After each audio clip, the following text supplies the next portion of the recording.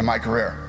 This has never, ever happened once. I mean, I don't even know what else to say. It's just, it blows my mind.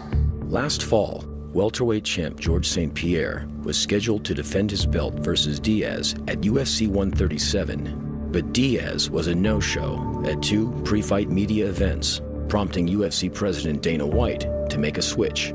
So Nick Diaz has lost his opportunity at the welterweight championship, and Carlos Condit gets it.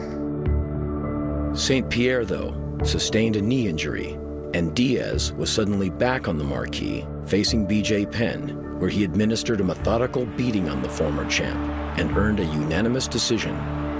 But it was what happened after the fight that thrust St-Pierre back in the spotlight. Where you at, George? Where you at, buddy? I don't think George is hurt. I think he's scared. What's up? Where you at, George? Right after the fight, I begged Dana and Lorenzo to fight Nick Diaz, and I would not have let it go until they would have given it to me. It's the first time that I asked them. I was begging them, like, give me that fight, you know. I've known George St-Pierre since 2004. He's one of the nicest guys I've ever met. Since 2004, I've never seen him like he was tonight. George St-Pierre flipped out tonight after Nick Diaz was in the ring. Nick needs motivation. He's got it. He's gonna fight George St-Pierre. I gotta come off like that just to get a fight in this, you know what I'm saying? I gotta be the bad guy. You're gonna point the finger, make me the bad guy. I'm the bad guy, and now I get a fight. But when St-Pierre was again sidelined, this time with a torn ACL, the UFC 143 card was reset. Nick Diaz would fight Carlos Condit for the interim welterweight title, and GSP would face the winner when his rehab was complete. So as both Condit and Diaz enter the final preparations for next week's bout, St-Pierre begins a journey of his own. The first day of intense rehab on his injured knee, with eyes toward a showdown that would settle a score.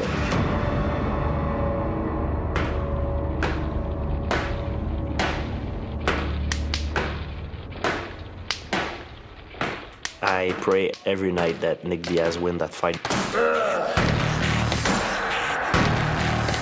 I'm always at my best when I'm pushed against the wall, when I'm fighting a guy that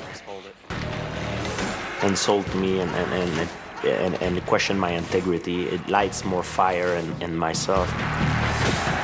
Don't fret, precious, I'm here. Step away from the window. Go back to sleep.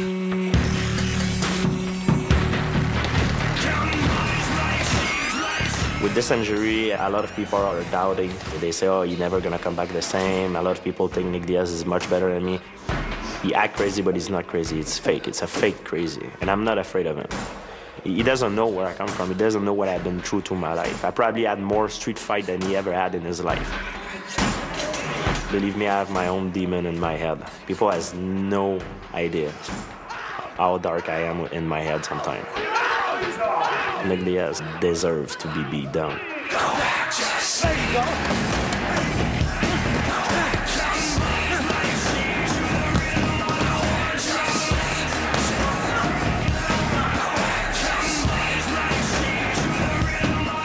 In order to love fighting, I have to hate it. There's no love in this without hate. You gotta love it so you want it so bad that you're pushing yourself to those limits to where you just simply hate it. And if you ain't there to where you hate it, then good luck trying to love this.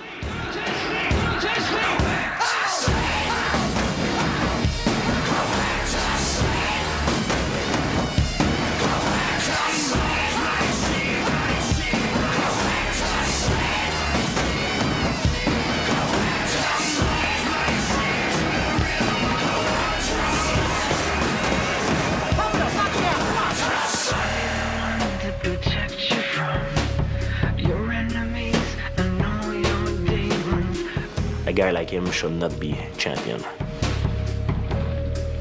He's gonna be champion for a few months if he wins a fight. But as soon as I'm gonna get it back, I'm gonna put my hand on him, he's gonna be done.